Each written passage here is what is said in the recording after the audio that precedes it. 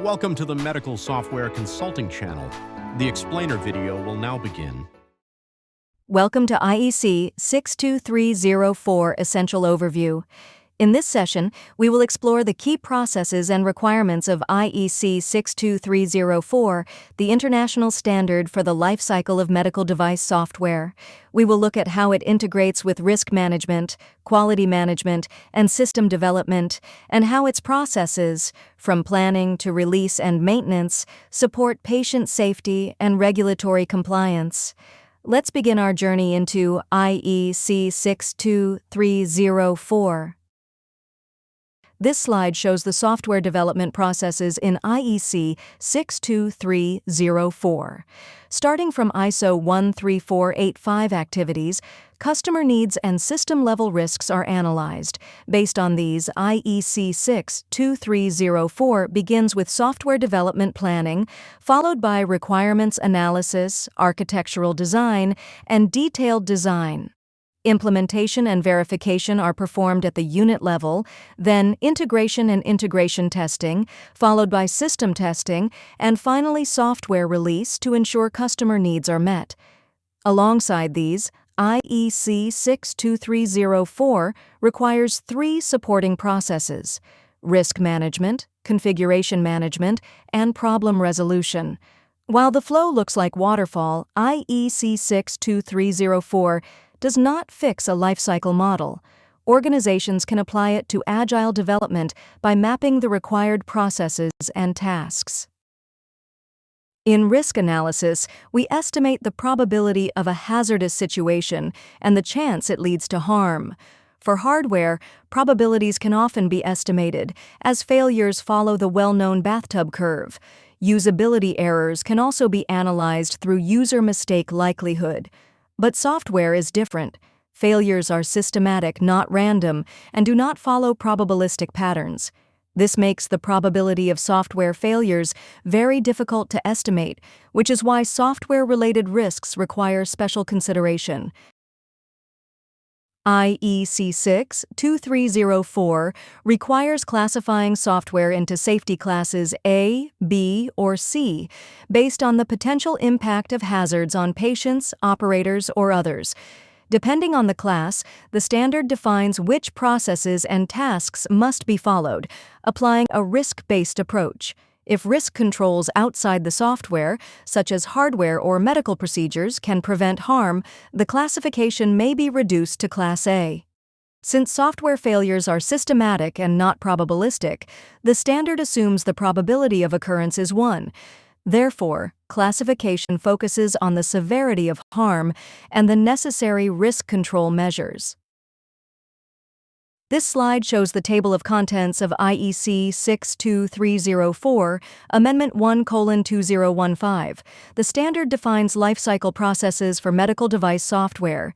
It begins with scope, references, and definitions, followed by general requirements such as quality management, risk management, safety classification, and handling of legacy software.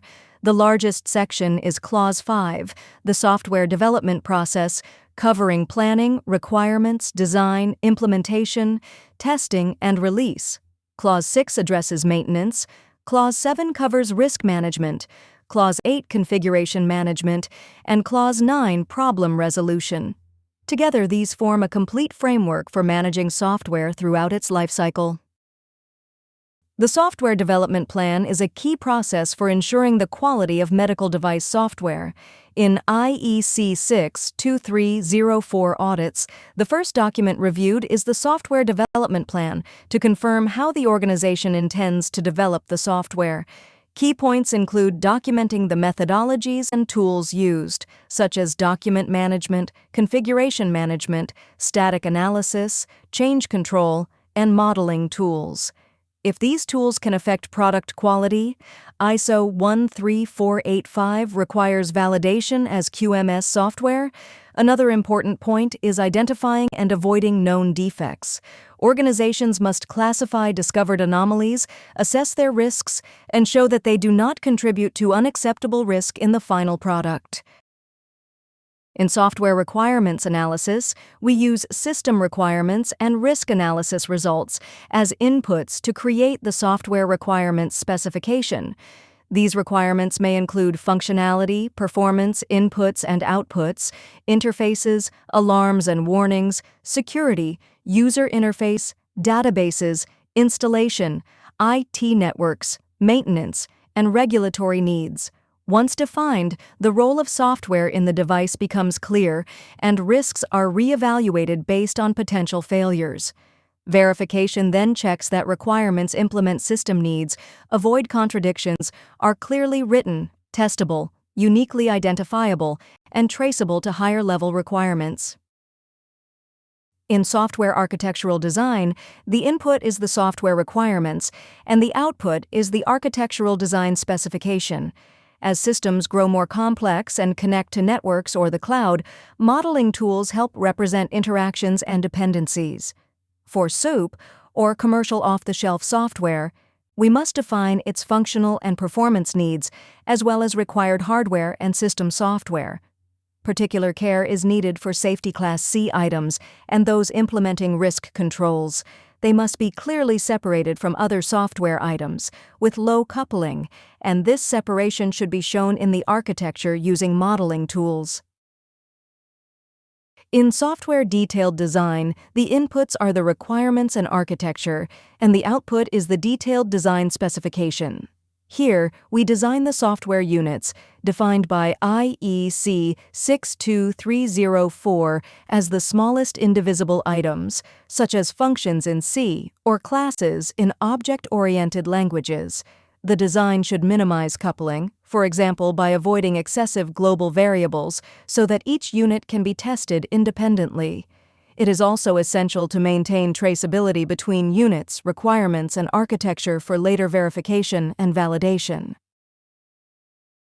In software unit implementation, the inputs are the architecture and detailed design, and the outputs include source code, unit tests, and verification reports.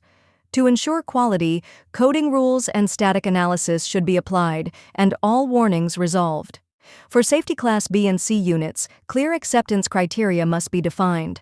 For Class C, additional checks may include event sequences, data and control flows, exception handling, memory management, and boundary conditions. Finally, verification must follow the unit test plan, with results documented in the verification report.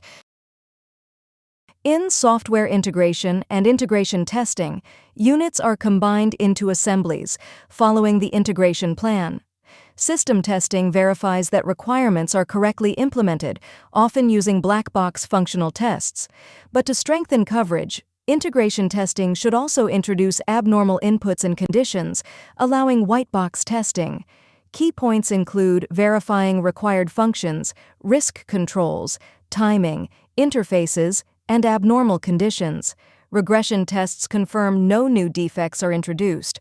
All results and anomalies must be recorded in the integration test report and handled under the problem resolution process. In software system testing, the goal is to verify that all requirements have been correctly implemented and that the software meets functional and performance needs. Testing may be performed in simulation, on target hardware, or on the complete device, but differences must be considered carefully. System testing often uses black box methods, combined with integration testing for full coverage. Regression testing is required after changes to ensure no side effects. All results, anomalies, and traceability between requirements and tests must be documented in the test records. In the software release process at the system level, the released version must be documented, along with how it was built.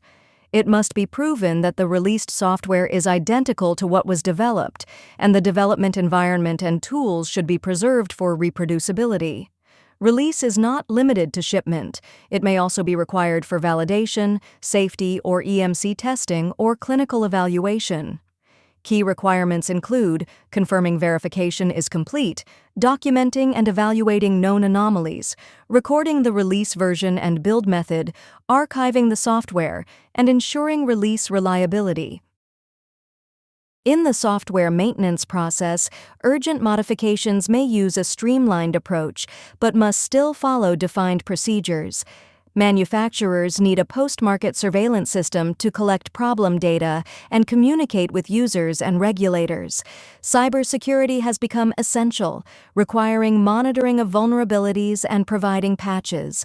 A maintenance plan must include procedures for problem collection, risk and problem resolution, configuration control, and handling SOUP updates. All reported issues and changes must be analyzed for safety and regulatory impact, verified through traceability and regression testing, and finally released using the system-level release process. In the software risk management process, inputs include device risk analysis, architecture design, SOUP anomaly lists, and change specifications. Outputs are the software risk analysis, traceability matrix, and change risk reports. We identify software items that could lead to hazardous situations if they fail, assigning them to Safety Class B or C. Examples include software supporting diagnosis, treatment, or patient identification, where failures could directly cause patient harm. Potential causes include incomplete specifications, software defects, SOUP issues, hardware failures, or foreseeable misuse. These causes and their risk controls are documented, and requirements for controls are added to the software requirements. Verification ensures all risk controls are implemented and validated, with results recorded in the traceability matrix. Whenever software or SOUP changes occur, new hazards and risk controls must be analyzed and addressed. Software configuration management is essential for quality, both in medical devices and general software development. Without it, modifications can easily introduce regressions, and in the case of a recall, it may be impossible to identify the affected version. Effective configuration management requires proper tools, but also documented procedures, staff training, and monitoring to ensure processes are followed. The software problem resolution process ensures that problems, whether found during development, maintenance, or other activities, are analyzed and resolved through documented, accountable procedures. Its purpose is timely resolution and identifying recurring trends, often called defect tracking. Manufacturers must apply this process whenever problems or nonconformities arise, evaluating their impact on safety. The timing and application of this process must also be defined in the software development plan. Let's wrap up with the key points. First, medical device software requires a development lifecycle that reflects the latest technology. Second, IEC 62304 provides the standard framework for managing that lifecycle. Third, IEC 62304 is unique in that it combines a risk-based approach with a process approach. And finally, there are several ways to demonstrate compliance with IEC 62304. Each organization can choose the method that best fits its own situation. Thank you for watching. If you found this video helpful, please don't forget to subscribe to our channel and give us a thumbs up. And if your organization needs consultation on IEC 62304 or other medical device software regulations, feel free to contact us at Medical Software Consulting. We'll be happy to support you.